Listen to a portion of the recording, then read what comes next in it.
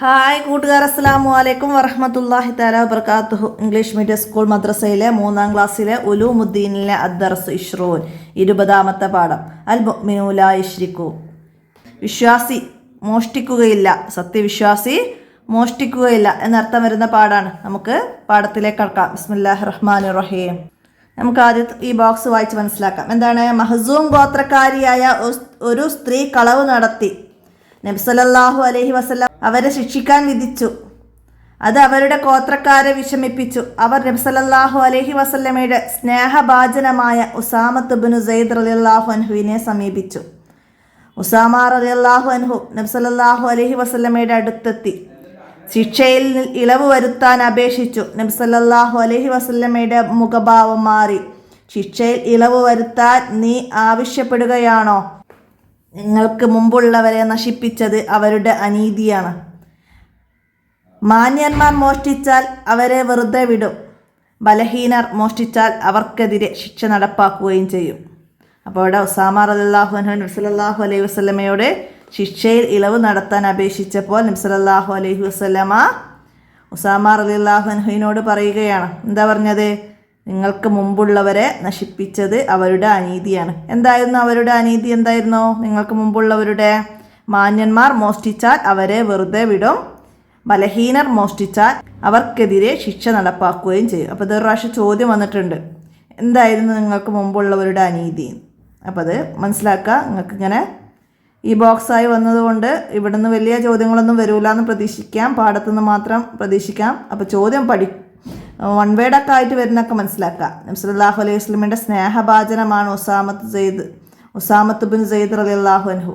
അപ്പോൾ അതൊക്കെ മനസ്സിലാക്കുക. മഹ്സൂം ഗോത്രക്കാരിയെയാണ് നബി സല്ലല്ലാഹു അലൈഹി വസല്ലമ കളവ് നടത്തിയതിൻ്റെ പേരിൽ ശിക്ഷിക്കാൻ വിധിച്ചത്. അപ്പോൾ അതൊക്കെ മനസ്സിലാക്കുക. നമുക്ക് പാഠം മനസ്സിലാക്കാം. അല്ലാഹു സത്യം, മുഹമ്മദിൻ്റെ മകൾ ഫാത്തിമ മോഷ്ടിച്ചാലും ഞാൻ അവളുടെ കൈ മുറിക്കും, നബി സല്ലല്ലാഹു അലൈഹി വസല്ലമ പ്രസ്താവിച്ചു. മോഷണം മഹാപാപമാണ്. സത്യവിശ്വാസി മോഷ്ടിക്കുകയില്ലെന്ന് നബി സല്ലല്ലാഹു അലൈഹി വസല്ലമ പറഞ്ഞിട്ടുണ്ട്. മോഷ്ടാവിനെ ജനങ്ങൾ വെറുക്കുന്നു. ഈ ലോകത്ത് അവർക്ക് നിന്ദതയും അപമാനവും ലഭിക്കും, പരലോകത്ത് കഠിന ശിക്ഷയും. മോഷ്ടാവിന് എന്ത് ശിക്ഷയാണ്? മോഷ്ടാവിന് ഈ ലോകത്ത് നിന്ദ്യതയും അപമാനവും, മനസ്സിലാക്കുക, നിന്ദ്യതയും അപമാനവും ലഭിക്കും. പിന്നെന്താണ്? പരലോകത്ത് കഠിന ശിക്ഷയും ലഭിക്കും. പണം, സ്വർണം, വിലപിടിപ്പുള്ള വസ്തുക്കൾ, ഇങ്ങനെ പലതും ആളുകളുടെ കൈവശമുണ്ടാകും. അത് അവരുടെ സ്വത്താണ്. അത് തട്ടിപ്പറിക്കരുത്, അനർഹമായി കൈക്കലാക്കുകയുമരുത്. ഇസ്ലാം ജനങ്ങളുടെ സ്വത്തിനും അഭിമാനത്തിനും ജീവനും സംരക്ഷണം നൽകിയിട്ടുണ്ട്. ഇസ്ലാം എന്തിനൊക്കെയാണ് സംരക്ഷണം നൽകിയത്? ജനങ്ങളുടെ സ്വത്തിനും അഭിമാനത്തിനും ജീവനും സംരക്ഷണം നൽകിയിട്ടുണ്ട്. വിശ്വസ്തതയും സത്യസന്ധതയും കൈക്കൊള്ളണം. ഇങ്ങനെയുള്ളവർക്ക് മാത്രമേ അന്യരുടെ ധനം കാത്തു സൂക്ഷിക്കാൻ കഴിയൂ. വിശ്വസ്തതയും സത്യസന്ധതയും കൈക്കൊള്ളണം. നാം കൈക്കൊള്ളണം എന്തൊക്കെ? വിശ്വസ്തതയും സത്യസന്ധതയും. അവർക്ക് മാത്രമേ അന്യരുടെ ധനം കാത്തു സൂക്ഷിക്കാൻ കഴിയൂ. സാധനങ്ങൾ വാങ്ങുമ്പോഴും വിൽക്കുമ്പോഴും മറ്റ് ഇടപാടുകൾ നടത്തുമ്പോഴും സത്യസന്ധത പാലിക്കണം. സത്യസന്ധത പാലിക്കണം എപ്പോഴൊക്കെയാണ്? സാധനങ്ങൾ വാങ്ങുമ്പോഴും വിൽക്കുമ്പോഴും മറ്റ് ഇടപാടുകൾ നടത്തുമ്പോഴും ഒക്കെ സത്യസന്ധത പാലിക്കണം. അവകാശമില്ലാത്ത പണം തിരിച്ചു നൽകുകയും വേണം. ചെറിയ മോഷണവും വലിയ മോഷണവും മോഷണം തന്നെയാണ്. ചെറിയ വസ്തു കട്ട് ശീലിച്ചവരാണ് പിന്നീട് വലിയ കള്ളന്മാരാകുന്നത്. ആന കട്ടവനും അടക്ക കട്ടവനും കള്ളൻ തന്നെയാണ്. ലാ യശ്രിക്കു ഹീന യശ്രിക്കു വഹുവ മുഅ്മിനുൻ. ലാ യശ്രിക്കു ഹീന യശ്രിക്കു വഹുവ മുഅ്മിനുൻ. വിശ്വാസിയായിരിക്കെ ഒരാൾക്കും മോഷ്ടിക്കാൻ കഴിയില്ല. അപ്പോൾ ഇതൊക്കെ പാഠത്തുനിന്ന് വന്നതൊക്കെ മനസ്സിലാക്കുക. നമുക്കിതിൻ്റെ നക്റോ നഫം ഭാഗമൊക്കെ വായിച്ച് മനസ്സിലാക്കുക. അപ്പോൾ എന്താണ്? അൽ മുഅ്മിനു ലാ യശ്രികു, സത്യവിശ്വാസി മോഷ്ടിക്കുകയില്ല. അമാനത്ത്, വിശ്വസ്തത, ഇതൊക്കെ അതിൽ വന്ന നമ്മൾ വിശ്വസ്തത എന്നതിൻ്റെ ഒക്കെ അറബിയാണ്. അപ്പോൾ അതൊക്കെ മനസ്സിലാക്കുക. നമുക്കിതിൻ്റെ ദഫ്തർ ത്വാലിബ് നോക്കാം. എന്താണ്? നക്തഷിഫു, ആന കട്ടവനും അടക്ക കട്ടവനും കള്ളൻ തന്നെ. ഇത് ഒരു പഴഞ്ചൊല്ലാണ്. ഇങ്ങനെ 5 പഴഞ്ചൊല്ലുകൾ കണ്ടെത്താനാണ്. ആന കട്ടവനും അടക്ക കട്ടവനും കള്ളൻ തന്നെ എന്ന് പറഞ്ഞു. അതുപോലെ 5 പഴഞ്ചൊല്ല് അറബി മലയാളത്തിൽ എഴുതാനാണ്. എന്തൊക്കെ എഴുതാം നമുക്ക്? ചാരിയാൽ ചാരിയത് മണക്കും, കാക്കക്ക് തൻ കുഞ്ഞ് പൊൻകുഞ്ഞ്, ചൊട്ടയിലെ ശീലം ചുടല വരെ, മുറ്റത്തെ മുല്ലക്ക് മണമില്ല, വേണമെങ്കിൽ ചക്ക വേരിലും കായ്ക്കും, അധികം തിളച്ചാൽ കലത്തിന് പുറത്ത്. ഇങ്ങനെ കുറേ പഴഞ്ചൊല്ലുകളുണ്ട്. അത്താഴത്തിനുള്ള അരി കടം കൊടുക്കരുത്. അങ്ങനെ ഒരുപാട് പഴഞ്ചൊല്ലുകളുണ്ട്. അപ്പോൾ നമുക്ക് ഇവിടെ 5 എണ്ണം എഴുതി മനസ്സിലാക്കാം. അടുത്ത ഇനി എന്താണ്? ഉബയ്യിന് സിയാക്കാണ്. മുഹമ്മദിൻ്റെ മകൾ ഫാത്തിമയാണ് കട്ടതെങ്കിലും ഞാൻ അവളുടെ കൈ മുറിക്കും. ഇത് ആരോട് എപ്പോൾ പറഞ്ഞതാണ്?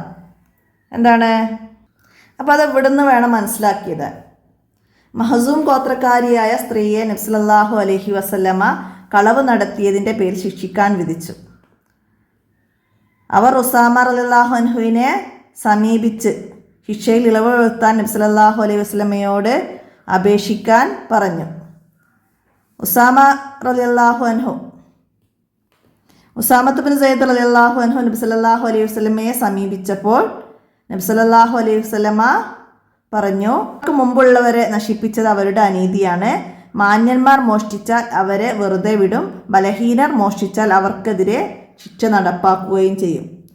മുഹമ്മദിൻ്റെ മകൾ ഫാത്തിമയാണ് മോഷ്ടിച്ചതെങ്കിലും ഞാൻ അവളുടെ കൈ മുറിക്കും.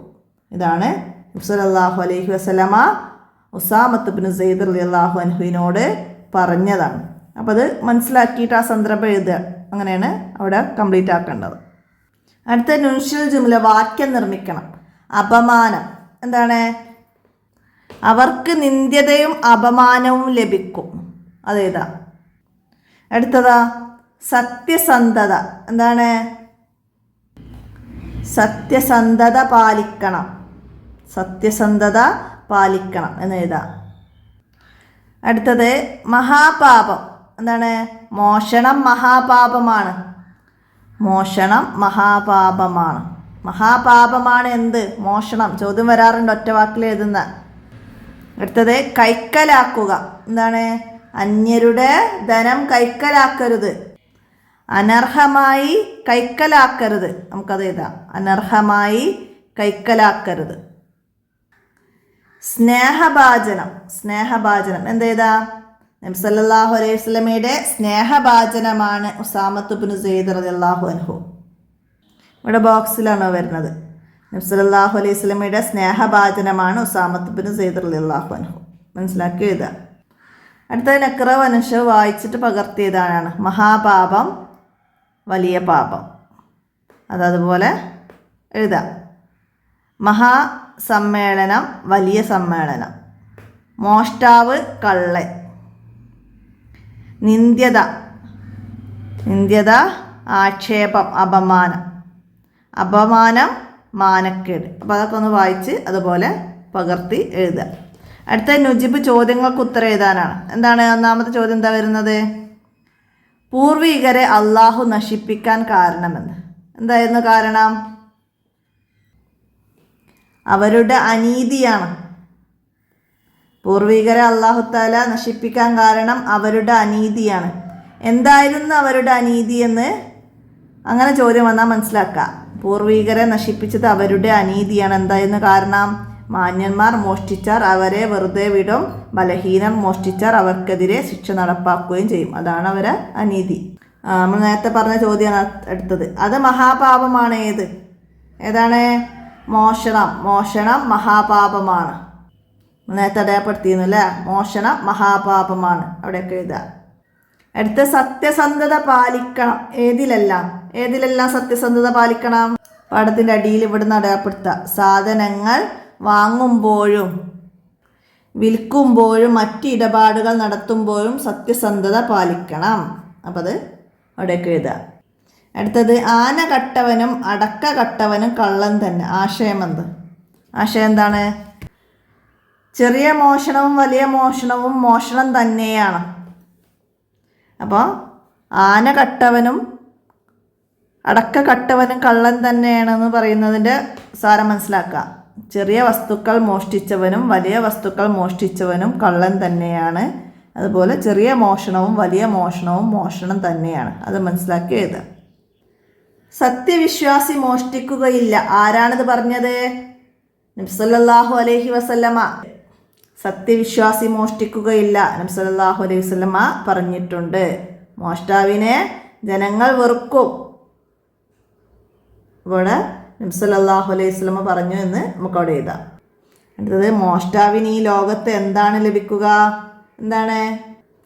ഈ ലോകത്ത് അവർക്ക് നിന്ദ്യതയും അപമാനവും ലഭിക്കും. നിന്ദ്യതയും അപമാനവും ലഭിക്കുന്നു. അടുത്തത്, വഴിയിൽ നിന്ന് ഒരു പേഴ്സ് കളഞ്ഞു കിട്ടിയാൽ നിങ്ങൾ എന്ത് ചെയ്യും? നിങ്ങൾക്ക് വഴിയിൽ നിന്ന് ഒരു പേഴ്സ് വീണ് കിട്ടി, ആരതോ വീണതാണ്. അപ്പോൾ അത് കിട്ടിയാൽ നിങ്ങൾ എന്താ ചെയ്യുക? എന്താ നിങ്ങൾ ചെയ്യുക?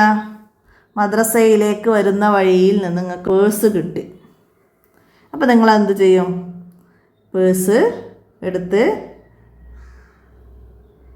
വലിയവരെ ആരെങ്കിലും കണ്ടാൽ അവരെ ഏൽപ്പിക്കും. ഇത് വഴിയിൽ നിന്ന് കിട്ടിയതാണെന്ന് പറഞ്ഞ് വലിയവരെ ആരെങ്കിലും ഏൽപ്പിക്കും. അല്ലെങ്കിൽ മദ്രസയിൽ വന്ന് ഉസ്താദിനെ ഏൽപ്പിക്കും.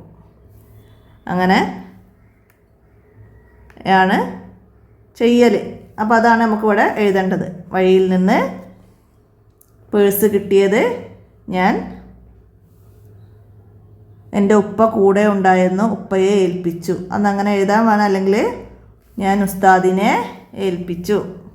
ആ രീതിയിലൊക്കെ അത് നിങ്ങൾക്ക് നിങ്ങൾ എന്ത് ചെയ്യും? ആ രീതിയിൽ നിങ്ങൾ മനസ്സിലാക്കിയിട്ട് എഴുതാം.